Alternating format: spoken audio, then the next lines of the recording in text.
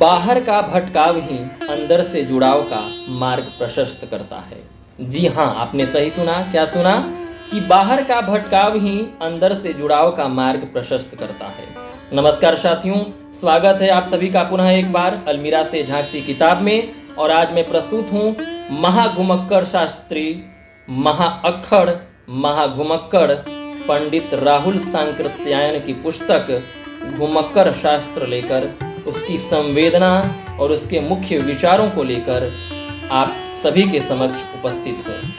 तो आइए, आज हम अपने शास्त्रों के बारे में तो अनेक बार पढ़ा होगा, धर्मशास्त्र के बारे में, नैतिक शास्त्र के बारे में, विचार शास्त्र के बारे में, न्याय शास्त्र के बारे में, समाज शास्त्र के बारे में, लेकिन आज एक अनोखे शास्त्र जिसको हम घुमक्कड़ शास्त्र कहते हैं। हाँ, घुमक्कड़ वही घूमना, भटकना, आवारगीपन, घुमक्कड़ इसको कह सकते हैं। आज जिसे आप टूरिज्म कहते हैं तो वो उससे कुछ अलग है, क्योंकि आप इस ये घुमक्कड़पन में भुलक्कड़पन भी शामिल है। तो कैसे हम एक पंछी की भांति एक देश से दूसरे देश में, एक क्षेत्र से दूसरे क्षेत्र में जा सकते हैं, इस पुस्तक में आप प्रमुख रूप से जान सकते हैं कि घुमक्कड़ शास्त्री या एक अलग अलग देश दुनिया का रमण करने वालों को कैसे किन किन समस्याओं का सामना करना पड़ता है और किन किन सुझावों से वो बेहतर कर सकते हैं, इसके बारे में चर्चा किया गया है। तो आप देखेंगे कि मनुष्य या जीवन की हर चीज अपितु समय भी परिवर्तनशील है। कहा गया है, किसी विचारक ने कहा था कि संसार में नित्य यही है कि सभी परिवर्तनशील हैं। समय से लेकर, वस्तु से, स्थान से लेकर के, हमारे पृथ्वी के निर्माण से लेकर के, अनुकूलन के क्रम में जिन जीवों ने अनुकूलन स्थापित नहीं कर पाए वातावरण से, उनका जो है अस्तित्व जो है वह नष्ट हो गया। तो अनुकूलन करना समाज के अनुसार, परिस्थिति के अनुसार, और एक जगह से दूसरे जगह जो है घूमना फिरना ही मनुष्य की आदिम प्रवृत्ति रही है। और यही आदिम प्रवृत्ति जब एक शास्त्र के रूप में पंक्तिबद्ध किया जाता है और उन पंक्ति के बीच में जो घूमने का स्थान है, घुमक्कड़ी करने का स्थान है, वही इस पुस्तक में जो है प्रस्तुत किया गया है। तो आइए अब हम कुछ लेखक के परिचय के बारे में जानते हैं। तो राहुल सांकृत्यायन जी का जन्म 9 अप्रैल 1893 ईस्वी को हुआ। मूर्धन्य और अंतर्राष्ट्रीय ख्याति प्राप्त विद्वान राहुल सांकृत्यायन साधु थे, बौद्ध भिक्षु थे, यायावर थे, इतिहासकार और पुरातत्ववेता थे, नाटककार और कथाकार थे, और थे जुझारू स्वतंत्रता सेनानी, किसान नेता, जन जन के प्रिय नेता। उनके अनन्य मित्र भदंत आनंद कौशल्यायन के शब्दों में, उन्होंने जब जो कुछ सोचा, जब जो कुछ माना, वही लिखा, निर्भय होकर लिखा। चिंतन के स्तर पर राहुल जी कभी न कभी किसी सांप्रदायिक विचार सरणी से बंधे रहे और न संगठित सरणी से। वह साधु न चले, जमात जाति के साधु पुरुष थे। ये अलग अलग प्रकाशनों से प्रकाशित है। ये वाणी प्रकाशन से अभी वर्तमान में प्रकाशित है, राजकमल वगैरह से भी आप पढ़ सकते हैं। घुमक्कड़ शास्त्र पंडित राहुल सांकृत्यायन के बारे में। राहुल जी ने धर्म, जैसा मैंने पूर्व भी चर्चा किया था कि उन्होंने अनेक क्षेत्रों में अनेक विषयों का अध्ययन किया था। धर्म, साहित्य, संस्कृति, नृजातीय विज्ञान, इन सभी चीज़ों को समाहार प्रस्तुत करते हुए अपनी रचना में, चाहे वो उपन्यास हो, यात्रा वृत्तांत हो, कहानियाँ हो या उनके निबंध हो, इतिहास, पुरातत्व, भाषाशास्त्र, संस्कृत, ग्रहों की टीकाएं, अनुवाद और इसके साथ साथ रचनात्मक लेखन करके हिंदी को इतना कुछ दिया कि हम सदियों तक उस पर गर्व कर सकते हैं। उन्होंने जीवनियाँ और संस्मरण भी लिखे और अपनी आत्मकथा भी। अनेक दुर्लभ पांडुलिपियों की खोज और संग्रहण के लिए व्यापक भी भ्रमण किया, यानी जो पांडुलिपियां मूल रूप में मिलती हैं, उन पांडुलिपियों का संग्रहण भी उन्होंने किया है। तो अब घुमक्कड़ शास्त्र के बारे में क्या है कि घुमक्कड़ शास्त्र साहित्य मात्र की अद्वितीय उपलब्धि है। यात्रा वृत्तांत दुनिया की तमाम भाषाओं में लिखे गए हैं और पर्यटकों के लिए दर्शनीय स्थानों, स्मारकों तथा तीर्थ नगरों आदि की गाइड बुक्स भी। लेकिन घुमक्कड़ी के लिए शास्त्र रचने की आवश्यकता महाघुमक्कड़ राहुल सांकृत्यायन को छोड़कर और किसी ने महसूस नहीं की। इस पुस्तक में वे घुमक्कड़ी को दुनिया की सर्वश्रेष्ठ वस्तु मानते हैं और घुमक्कड़ को समाज का सबसे बड़ा हितकारी मानते हैं। वे निर्द्वंद्व घोषणा करते हैं कि घुमक्कड़ों ने ही आज की दुनिया को बनाया है, और इस क्रम में बुद्ध, महावीर से दयानंद तक और कोलंबस, वास्को द गामा और डार्विन तक का उल्लेख करते हैं कि इन लोगों ने दुनिया के अलग अलग भागों में भ्रमण किया है। उन्होंने वर्षावास व्यतीत किया है और अपने उपदेशों को वहाँ पर दिया है, यानी भ्रमण के माध्यम से वे रमण करते गए और अपने विचारों को जो है चारों तरफ वितरित करते गए। वे आगाह भी करते हैं कि घुमक्कड़ी का उद्देश्य संहार नहीं होना चाहिए, सृजन होना चाहिए। लेकिन कोई घुमक्कड़ कैसे बन सकता है, इस प्रश्न को सामने रखते हुए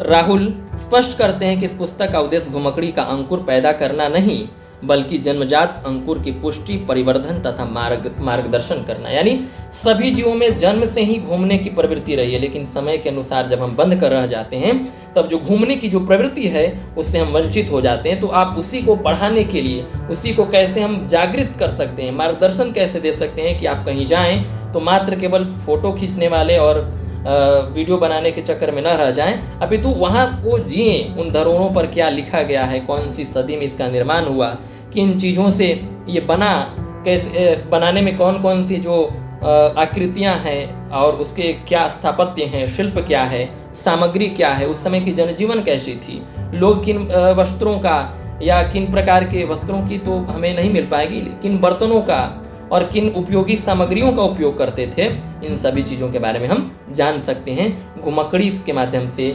यात्रा के माध्यम से। न सिर्फ ऐतिहासिक अपितु धार्मिक, सांस्कृतिक, भौगोलिक, इन सभी चीज़ों के बारे में हम विचार कर सकते हैं। तो इसी का इस पुस्तक में जो है वर्णन किया गया है। यह पुस्तक पहली बार 1948 में छपी थी। इस संदर्भ को ध्यान में रखें तो उनके द्वारा स्त्रियों को घुमक्कड़ी के लिए कहना तब स्पष्ट ही एक क्रांतिकारी प्रस्ताव था। घुमक्कड़ शास्त्र में उनके अपने जीवन का निचोड़ है। यह वस्तुतः एक आह्वान है जिसमें व्यक्ति को निर्द्वंद और निर्बंध होकर पृथ्वी का और छोर मापने और समाज की उन्नति में योगदान करने की भावना जो मूर्त हुई है। यानी समाज में कैसे हम उन्नति दे सकते हैं, कैसे घूम सकते हैं, 1948 में प्रकाशित हुई थी। और उस समय आप देखिए आज 77 साल 78 साल हो चुके हैं जो है, और उस समय इस बात को कहना 80 साल होंगे, तो एक बड़ी ही उपलब्धि की बात है कि उन्होंने उस समय भी स्त्रियों को घूमने के लिए अलग अलग देशों में विचरण करने के बारे में बताया कि कैसे आप घूम सकती हैं, अपने विचारों को रख सकती हैं। ठीक है, तो ये सारा चीज़ जो है घुमक्कड़ शास्त्र में लगभग 80 साल होने वाले हैं इनके लिखे हुए। अब घुमक्कड़ शास्त्र और घुमक्कड़ धर्म के बारे में कुछ पंक्तियाँ हैं, उसको हम देखेंगे। उसके बारे में एक सुधीश पचौरी जी का लेख है, उसको भी पढ़ेंगे। उससे पहले हम प्रकाशकीय के अलावा हम प्रथम संस्करण में इनकी भूमिका के रूप में क्या लिखते हैं कि घुमक्कड़ शास्त्र के लिखने की आवश्यकता मैं बहुत दिनों से अनुभव कर रहा था। मैं समझता हूँ और भी समान धर्मा बंधु इसकी आवश्यकता को महसूस कर रहे होंगे।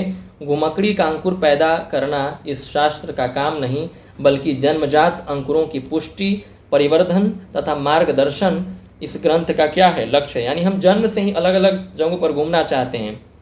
बचपन से ही आप छोटे बच्चों में जिज्ञासा रहता है, चाहे वस्तु है या जो चीज़ भी है, वो पूछने की जिज्ञासा कि ये क्या है, ये कैसे बनता है, कैसे होता है। कई बार हम लोग परेशान भी होते हैं, हम लोग भी इस चीज़ों से गुजर चुके होते हैं। तो बल्कि जन्मजात अंकुरों की पुष्टि, परिवर्धन तथा मार्गदर्शन करना इस ग्रंथ का क्या है, लक्ष्य है। घुमक्कड़ों के लिए उपयोगी सभी बातें सूक्ष्म रूप में यहाँ आ गई हैं। यह कहना उचित नहीं होगा, किंतु यदि मेरे घुमक्कड़ मित्र अपनी जिज्ञासाओं और अभिज्ञाताओं द्वारा सहायता करें तो मैं समझता हूँ अगले संस्करण में इसकी कितनी ही कमियाँ दूर कर दी जाएंगी। यानी संस्करण में लिखते हैं कि अगर इसमें कुछ त्रुटियाँ हों या जो अभिज्ञता से हम जान सकते हैं उसके बारे में भी अगर आप कुछ इसमें पढ़ें, अपने विचार दें, तो इसमें और त्रुटियाँ जो है वो दूर की जा सकती है। आगे लिखते हैं, इस ग्रंथ के लिखने में जिनका आग्रह और प्रेरणा कारण हुई उन सब के लिए मैं हार्दिक रूप से कृतज्ञ हूँ। श्री महेश जी और श्री कमला परियार यानी सांकृत्यायन ने अपनी लेखनी द्वारा जिस तत्परता से सहायता की, उनके लिए मैं अपनी और पाठकों की ओर से भी धन्यवाद देना चाहता हूँ। उनकी सहायता बिना वर्षों से मस्तिष्क में चक्कर लगाते विचार कागज पर न उतरते। तो ये राहुल सांकृत्यायन जी पहली भूमिका में लिखते हैं, जो है प्रथम संस्करण 1948 में। द्वितीय संस्करण में घुमक्कड़ शास्त्र का यह द्वितीय संस्करण निकल रहा है। इसकी कदर हुई है नौजवानों की नहीं, वृद्धों में भी, तभी तो यूनिवर्सिटियों ने अपनी पाठ्य पुस्तकों में इसके अध्यायों को जगह दी। तो इसके कई अध्यायों को यूनिवर्सिटियों ने भी अपनी जगह दी है। जैसे हमारे दिल्ली विश्वविद्यालय में भी एक घुमक्कड़ शास्त्र है, उसके पाठ को यानी अथातो घुमक्कड़ जिज्ञासा है, उसको हम पढ़ेंगे भी, उसको लगाया गया है। वीडियो लंबी हो सकती है लेकिन आप पूरे धैर्य से सुने, क्योंकि मैंने पहले भी बार बार कहा है कि जब आप एक पुस्तक पढ़ते हैं, सुनते हैं, तो एक व्यक्ति के एक लंबे अंतराल को, उसके जीवन के कुछ प्रमुख वर्षों को जानते हैं, उसके अध्ययन को जानते हैं, उसके भ्रमण को जानते हैं, उसकी अनुभूति को जानते हैं, उसके विचार को जानते हैं, उस समय के तत्कालीन सामाजिक परिवेश की जानकारी भी हम इस पुस्तक के माध्यम से ग्रहण कर सकते हैं। जो साहित्य है जनसंचार के साथ साथ केवल जन में संचारित नहीं करता है बातों को, अपितु वह सृजनशील के साथ साथ संवेदनशील बनाने का भी प्रयत्न करता है। तो यह पुस्तक जो है अथातो घुमक्कड़ जिज्ञासा, जंजाल तोड़ो, विद्या और वय, स्वावलंबन, शिल्प और कला, पिछड़ी जातियों में, घुमक्कड़ जातियों में, स्त्री घुमक्कड़, धर्म और घुमक्कड़, प्रेम, देश ज्ञान, मृत्यु दर्शन, लेखनी और तुलिका, निरुद्देश्य, तरुणियाँ कैसे करें और स्मृतियाँ। लगभग 14 अध्यायों में यह बटा हुआ है और इन 14 अध्यायों में ही घुमक्कड़ शास्त्र के बारे में विस्तार से जो है बताया गया है कि किस प्रकार से जो नए घुमक्कड़ शास्त्र हैं वो पढ़ सकते हैं, जा सकते हैं। और इस प्रकार से आप पहले ही लेख से आप इसका अंदाजा लगा सकते हैं कि किस प्रकार से घुमक्कड़ के बारे में उन्होंने अपने विचार को रखा है। अथातो घुमक्कड़ जिज्ञासा। संस्कृत से ग्रंथ को शुरू करने के लिए पाठकों को रोष नहीं होना चाहिए। आखिर हम शास्त्र लिखने जा रहे हैं, फिर शास्त्र की परिपाटी को तो मानना ही पड़ेगा। शास्त्रों में जिज्ञासा ऐसी चीज के लिए होनी बतलाई गई है जो कि श्रेष्ठ तथा व्यक्ति और समाज के लिए परम हितकारी हो। जैसे व्यास ने अपने शास्त्र में ब्रह्म का सर्वश्रेष्ठ मानकर उसे जिज्ञासा का विषय बनाया, यानी अथातो ब्रह्म जिज्ञासा। जैसे हम ब्रह्म के प्रति जिज्ञासा करते हैं तो उसी प्रकार हम घुमक्कड़ी के प्रति कैसे जिज्ञासा कर सकते हैं। व्यास शिष्य जैमिनी ने धर्म को श्रेष्ठ माना। पुराने ऋषियों से मतभेद रखना हमारे लिए पाप की वस्तु नहीं है। आखिर 6 शास्त्रों के रचयिता 6 आस्तिक ऋषियों में भी आधे ने ब्रह्म को धता बता दिया। मेरी समझ में दुनिया की सर्वश्रेष्ठ वस्तु है घुमक्कड़ी। यानी पूर्व में जितने विचारक हुए हैं, अगर उनके विचारों से हम सहमति नहीं प्रकट करते हैं तो यह कोई पाप का काम नहीं है, क्योंकि बदलते हुए संदर्भ में हमारी जो आवश्यकताएं हैं या हमारे जो सामाजिक परिवेश हैं, जो हमारे सामाजिक रीति रिवाज हैं, वो बदल गए हैं। जैसे तब के समाज में होता होगा सती प्रथा का प्रचलन या इस तरह के जो देवदासी प्रथा वगैरह, लेकिन आज के समय में वो चल नहीं सकते। हालांकि उस समय भी ऐसा अनुचित कार्य है। तो ये जरूरी है कि हम समय के अनुसार खुद को ढालें। मैंने पहले भी कहा कि अनुकूलन के क्रम में जैसे ही लोग पृथ्वी से या वातावरण से अनुकूलित होना छोड़ देंगे, तब प्रकृति भी उसको साथ नहीं लेती है और उनका अस्तित्व जो है समाप्त हो सकता है। डायनासोर जैसे अनेक जीवों के बारे में हम जानते हैं। हालांकि इसमें मानवीय कारक भी हैं, यानी कृत्रिम भी हैं और प्राकृतिक कारक भी शामिल हैं। तो आगे लिखते हैं कि घुमक्कड़ से बढ़कर व्यक्ति और समाज का कोई हितकारी नहीं है। यानी मेरी समझ में दुनिया की सर्वश्रेष्ठ वस्तु क्या है? घुमक्कड़ी है। घुमक्कड़ से बढ़कर व्यक्ति और समाज का कोई हितकारी नहीं हो सकता। कहा जाता है कि ब्रह्म ने सृष्टि को पैदा, धारण और नाश करने का जिम्मा अपने ऊपर लिया है। पैदा करना और नाश करना दूर की बातें हैं, उनकी यथार्थता सिद्ध करने के लिए न प्रत्यक्ष प्रमाण सहायक हो सकता है न अनुमान ही। हाँ, दुनिया के धारण की बात तो निश्चय ही न ब्रह्मा के ऊपर है, न विष्णु के और न ही शंकर के ऊपर। दुनिया दुख में हो चाहे सुख में, सभी समय यदि सहारा पाती है तो घुमक्कड़ों की ओर से। प्राकृतिक आदिम मनुष्य परम घुमक्कड़ था। खेती, बागवानी तथा घर द्वार से मुक्त वह आकाश के पंक्षियों की भांति पृथ्वी पर सदा विचरण करता था। जाड़े में यदि इस जगह था तो सर्दियों में वहां से 2 कोस दूर था। तो अनेक जगह पे लोग अलग अलग जगहों पर हमेशा घूमते रहे हैं और घूम करके अपनी स्थिति को, अपनी आवश्यकताओं की पूर्ति को भी उन्होंने किया है घूम घूम करके। आधुनिक काल में घुमक्कड़ों के काम की बात करने की आवश्यकता है, क्योंकि लोगों ने घुमक्कड़ों की कृतियों को चुराकर उन्हें गला फाड़ फाड़ कर अपने नाम से प्रकाशित किया, जिससे दुनिया जानने लगी कि वस्तुतः तेली के कोल्हू के बैल ही दुनिया में सब कुछ करते। तेली का कोल्हू का बैल आप देखते होंगे कि वो एक ही निर्धारित स्थान में घूमते रहता है। तो हमें तेली के कोल्हू का बैल न बन करके अलग अलग दुनिया में जो है घूमना है। मतलब दुनिया के अलग अलग भागों में, अलग अलग दुनिया में नहीं, चूँकि ज्ञात दुनिया तो एक ही है। आगे आधुनिक विज्ञान में चार्ल्स डार्विन का स्थान बहुत ऊंचा है। उसने प्राणियों की उत्पत्ति और मानव वंश के विकास पर ही अद्वितीय खोज नहीं की, बल्कि सारे ही विज्ञानों को उससे सहायता मिली। कहना चाहिए कि सभी विज्ञानों को डार्विन के प्रकाश में दिशा बदलनी पड़ी। लेकिन क्या डार्विन अपने महान आविष्कारों को कर सकता था यदि उसने घुमक्कड़ी का व्रत न लिया होता? यानी देश के अलग अलग भागों में देखेंगे, भौगोलिक खोजें जब मध्यकाल में हुई तो दुनिया के जैसे वास्को डी गामा भारत आए, कोलंबस अमेरिका गए, हालांकि ये जो नामाकरण है वे अलग अलग देशों में गए, भारत की खोज उनके दृष्टिकोण से हुआ। वे लोग तब जो है अलग अलग देशों में जो लोग थे उसको नहीं जानते थे, तो लोगों ने साहसिक रूप से घूमना शुरू किया।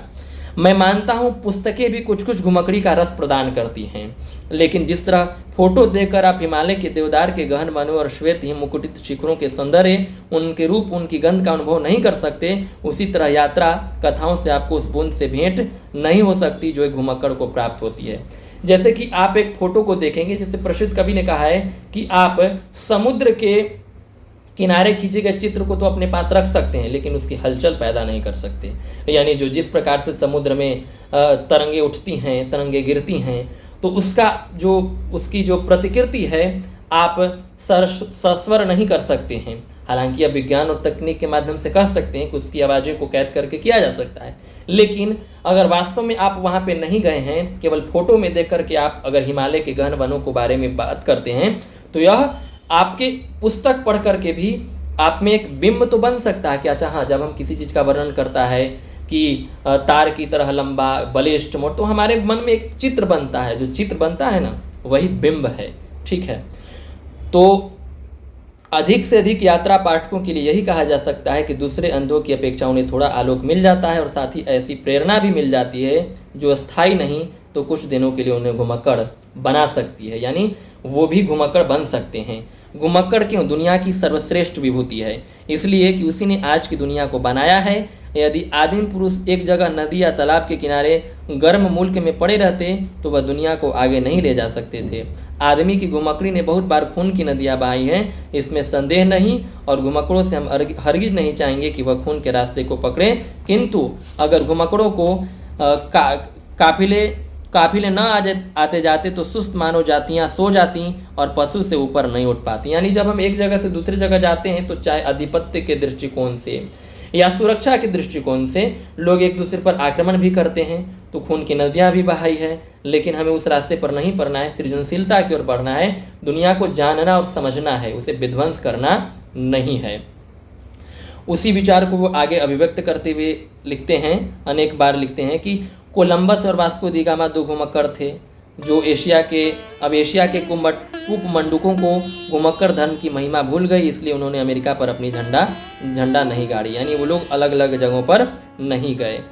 शायद किसी को संदेह हो कि मैं शास्त्र में जो युक्तियाँ दी हैं वह सभी लौकिक तथा शास्त्रग्राह्य हैं। अच्छा, तो धर्म से प्रमाण लीजिए।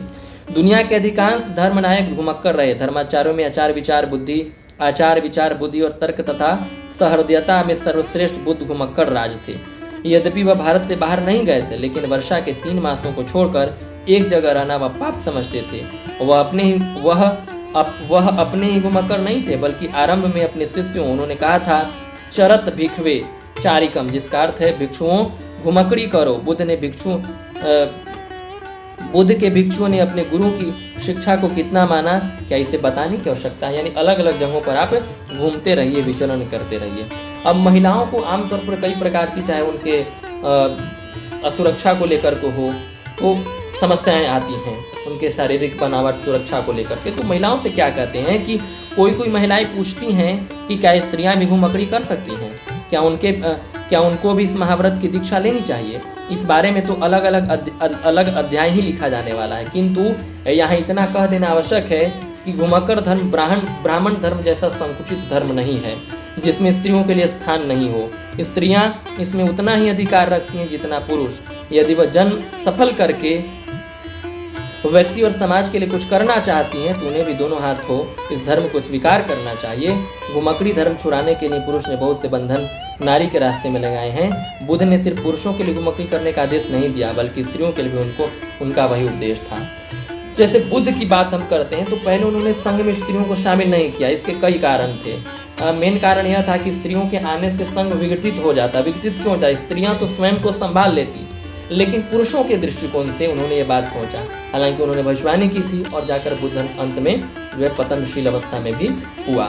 उसके साथ साथ जब आप देखेंगे दुनिया में अनेक लोग, जैसे महात्मा गांधी जब भारत में आए तो उन्होंने पहले भारत भर भ्रमण किया, क्योंकि जब आप किसी चीज़ को जानेंगे नहीं तब उसके बारे में सुधार और कार्यक्रम कैसे कर सकते हैं। तो जब हम किसी के बारे में पूर्ण जानकारी प्राप्त कर लेंगे तभी हम भ्रमण करके और भ्रमण के द्वारा ही हम उसको आगे बढ़ सकते हैं और उसमें अनेक विचारों को जोड़ सकते हैं और अपनी भूमिका, अपने आंदोलन को जारी रख सकते हैं। तो उन्होंने स्त्रियों को भी हक दिया है कि आप घूम सकती हैं, और ये ब्राह्मण धर्म जैसा संकुचित धर्म नहीं है, मतलब हिंदू धर्म में जैसे रोक टोक है, तो वो उन सब चीज़ों के बारे में वो बात करते हैं। और यह बात मतलब अंत तक जो है कहते हैं। इस्माइल मेरठी की कविता है कि पंक्तियां हैं कि सैर कर दुनिया की गाफिल, जिंदगानी फिर कहाँ, जिंदगी अगर कुछ रही तो नौजवानी फिर कहाँ। यानी दुनिया की सफ़र कर गाफिल, यानी हे मुसाफिर, दुनिया को घूमो, जानो और समझो कि दुनिया में क्या है। वे लिखते हैं कि संक्षेप में हम यह कह सकते हैं कि यदि कोई तरुण घुमक्कड़ी धर्म की दीक्षा लेता है, यह मैं अवश्य कहूँगा कि यह दीक्षा वही ले सकता है जिसमें बहुत भारी मात्रा में हर तरफ का साहस हो। तो उसे किसी की बात नहीं सुननी चाहिए, न माता के आंसू बहाने की परवाह करनी चाहिए, न पिता के भय और उदास होने की, न भूल से विवाह लाई अपनी पत्नी के रोने धोने की फिक्र करनी चाहिए, न किसी तरुणी को अभागे पति के कल्पने की। बस शंकराचार्य के शब्दों में ही समझना चाहिए, निरस्त्रे गुणे पथि विचरतः को विधि को निषेध। और मेरे गुरु कपोतराज के वचन को अपना पथ प्रदर्शक बनाना चाहिए कि सैर कर दुनिया की गाफिल, जिंदगानी फिर कहाँ, और जिंदगानी फिर रही तो नौजवानी फिर कहाँ। इस प्रकार से जंजाल तोड़ो और अलग अलग जगह पे घूमो और उनसे अनुभव प्राप्त करो, विद्या और व्यय के दृष्टिकोण से भी।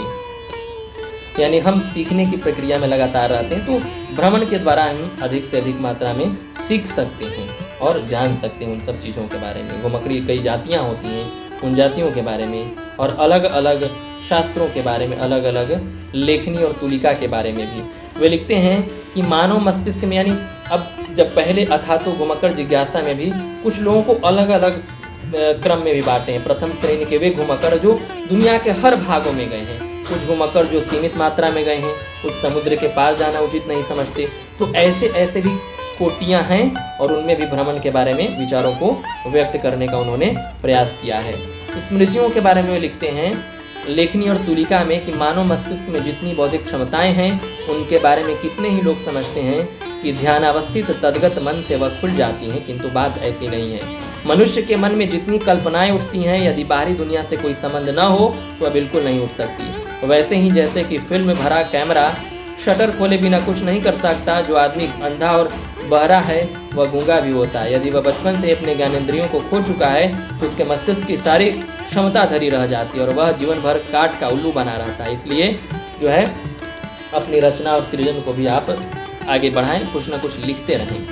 घुमक्कड़ असंग और निर्लेप रहता है, यद्यपि मानव के प्रति उसके हृदय में अपार स्नेह है। यही अपार स्नेह उसके हृदय में अनंत प्रकार की स्मृतियां एकत्र कर देता है। वह कहीं किसी से द्वेष करने के लिए नहीं जाता। ऐसे आदमी के अकारण द्वेष करने वाले भी कम ही हो सकते हैं, इसलिए उसे हर जगह मधुर स्मृतियां ही जमा करने को मिलती हैं। हो सकता है कि तरुणाई के गर्म खून या अनुभवहीनता के कारण घुमक्कड़ कभी किसी के साथ अन्याय कर बैठे, इसके लिए उसे सावधान कर देना आवश्यक है। घुमक्कड़ कभी स्वयं स्थायी बंधु बांधवों को नहीं पा सकता, किंतु जो बंधु बांधव जो उसे मिलते हैं उसकी स्मृति में रहते हैं। स्मृति में रहने पर भी उसी तरह हर्ष विषाद पैदा करते हैं जैसा कि साकार बंधुजन। यदि घुमक्कड़ ने अपनी यात्रा में कहीं भी किसी के साथ बुरा किया तो वह उसकी स्मृति में बैठकर घुमक्कड़ से जो है बदला लेता है। यानी आप अगर यहाँ से वहाँ जा रहे हैं तो आपकी स्मृति में भी वो चीज़ कसक रहती है अगर आप किसी के साथ गलती करते हैं तो। इसलिए ज़रूरी है कि हम उन चीज़ों को समय रहते समझे। प्रेम के बारे में भी कहते हैं कि घुमक्कड़ को दुनिया में विचरना है, उसे अपने जीवन को नदी के प्रवाह की तरह सतत प्रवाहित रखना है। इसलिए उसे प्रेम में बाधा डालने वाली बातों से सावधान रहना है। ऐसी बाधक बातों में कुछ के बारे में कहा जा चुका है, लेकिन जो सबसे बड़ा बाधा तरुण के बारे में आता है वह है प्रेम। प्रेम का अर्थ स्त्री और पुरुष का पारस्परिक स्नेह या शारीरिक और मानसिक लगाव। कहने को तो प्रेम को एक निराकार मानसिक लगाव कह दिया जाता है, लेकिन वह इतना निर्बल नहीं है। वह नदी जैसे प्रचंड प्रवाह को रोकने में भी सामर्थ्य रखता है। तो प्रेम के बारे में भी वो अपनी बातों को रखते हैं कि अगर आप घूमना चाहते हैं तो, हालांकि तब के संदर्भ में क्या थी और आज के संदर्भ में क्या है, इसमें भी हमें सोचने की आवश्यकता है। तो इस प्रकार से उन्होंने अनेक बातों को कहा है और प्रकाशिकीय में भी अलग अलग विषय के अनुसार उन्होंने इस चीज़ को निर्धारित किया, जैसा मैंने पहले भी पढ़ा है। अब हम उनके कुछ सूत्र वाक्यों को देखेंगे, पढ़ेंगे, जो उन्होंने घुमक्कड़ शास्त्र घुमक्कड़ धर्म में कहा। वे लिखते हैं कि घुमक्कड़ क्या दुनिया की सर्वश्रेष्ठ विभूति है, इसलिए कि उसी ने आज की दुनिया को बनाया है। यानी आज की दुनिया को किसने बनाया है? घुमक्कड़ ने बनाया है।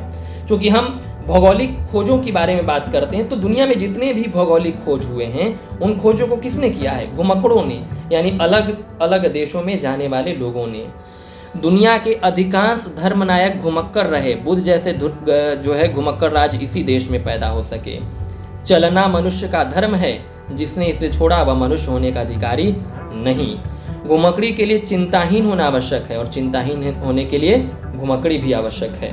हर एक तरुण और तरुणी को घुमक्कड़ी का व्रत ग्रहण करना चाहिए। फिर कहा जाता है यद हरेव विरचेत तद हरेव प्रवर्जेत, अर्थात जिस दिन मन उछटे उस दिन निकल पड़ना चाहिए। इसके लिए तरुण की आयु कम से कम 16-18 और अधिक से अधिक 22-24 होनी चाहिए।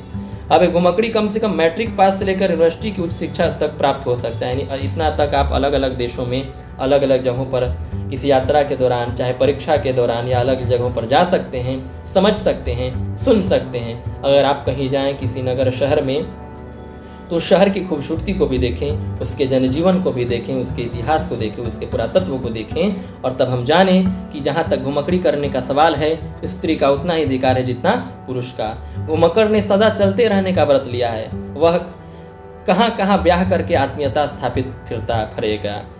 यात्रा वर्णन स्वयं एक उच्च साहित्य का रूप ले सकता है। घुमक्कड़ को अपनी लेखनी चलाते समय बड़ा संयम रखने की आवश्यकता है। यानी तब के समय में यात्रा वर्णन उतना प्रचलित नहीं था, लेकिन आज के समय में यात्रा वर्णनों का, संस्मरणों का, रेखाचित्रों का महत्व और बढ़ा है गद्य के क्षेत्र में। तो घुमक्कड़ के हृदय में स्मृतियाँ वैसे ही संचित होती रहती हैं, किंतु अच्छा है वह अपनी डायरी में इन स्मृतियों का उल्लेख करता रहे। तो घुमक्कड़ी एक रस है जो काव्य रस से किसी भी तरह की कम नहीं। और इसमें यह भी आवश्यक है कि घुमक्कड़ धर्म किसी जात पात को नहीं मानता। यानी ये इस जाति का या अमुक वो जाति का है तो ये जरूरी नहीं मानता कि जात पात का भेदभाव उसमें हो। तो इस प्रकार हमने अनेक विचारों को पढ़ा। आगे है कि घुमक्कड़ वीरों को न वस्तुतः अमरता का लोभ होना चाहिए, न हजारों बरस लंबे कीर्ति कलेवर की लिप्सा की। यानी अगर आप घुमक्कड़ धर्म पर ले चुके हैं तो अपनी जान हथेली पर भी लेकर चलते हैं, क्योंकि कब जानवर से सामना हो जाए, कब किसी चीज़ से सामना हो जाए। हालांकि आज के समय में मुझे नहीं लगता कि ये सारी चीज़ें हूबहू हो सकती हैं। हाँ, हालांकि घूमने की भावना होनी चाहिए, लेकिन आज जिस प्रकार से राष्ट्र राज्यों के बीच में द्वंद्व है, तनाव है, अशांति है, इस समय में आपको मैं भी सलाह दूंगा या जितने भी विशेषज्ञ लोग हैं कि इन चीज़ों का पालन करने के साथ समय के जो महिमा है, उसकी जो समय की नजाकत है, उसको समझते हुए हमें घुमक्कड़ धर्म का पालन करना चाहिए। इसी पर एक घुमक्कड़ शास्त्र लिखा गया है महामहोध्याय पंडित राहुल शंकरत्यायन जी की। ठीक है, तो आपने पूरे धैर्य से सुना और आप अगर अवसर मिले तो इसे आप जरूर पढ़ सकते हैं। अथातो घुमक्कड़ जिज्ञासा। घुमक्कड़ शास्त्र में अनेक प्रकार के निबंध हैं। स्त्री से लेकर हर लोगों को उन्होंने घुमक्कड़ी के बारे में बताया है। हमने संक्षेप रूप में इसके सार को आपके सामने बताया है कि दुनिया में जिन लोगों ने घूमा है उन्हीं को इस पृथ्वी ने और इस पूरी दुनिया ने सफलताओं से चूमा है। तो घुमक्कड़ी करते रहिए, क्योंकि सैर कर दुनिया की गाफिल, जिंदगानी फिर कहाँ, और जिंदगानी रही तो नौजवानी फिर कहाँ। तो ये नौजवानी और जिंदगानी को बनाए रखना है। तो आपने पूरे धैर्य के साथ सुना, आपका बहुत बहुत हृदय से धन्यवाद। और जब हम पुस्तकों से जुड़ते हैं तो आप न सिर्फ भाषा को सुदृढ़ कर सकते हैं, अपितु एक संवेदनशील, यानी जब साहित्य पढ़ते हैं तो जो पहले थे उससे थोड़ा सा हमारे चारित्रिक रूप में परिष्कार होता है। हमने अनेक लोगों के बारे में बात की है, गुरुदेव रविंद्रनाथ टैगोर की गीतांजलि के बारे में, उनकी कुछ कविताओं को लेकर, चाहे हमने शरद चंद्र जी की उपाध्याय जो परिणीता पर, या बंकिम चंद्र चटर्जी की आनंद मठ पर भी बात की है। तो आप सभी वे जरूर देखें और पूरे धैर्य के साथ आपने सुना। आपका हृदय से पुनः पुनः पुनः धन्यवाद। और लाइक शेयर सब्सक्राइब भी करें और अपने जो महत्वपूर्ण टिप्पणी है वो कमेंट बॉक्स में ज़रूर लिखें। धन्यवाद।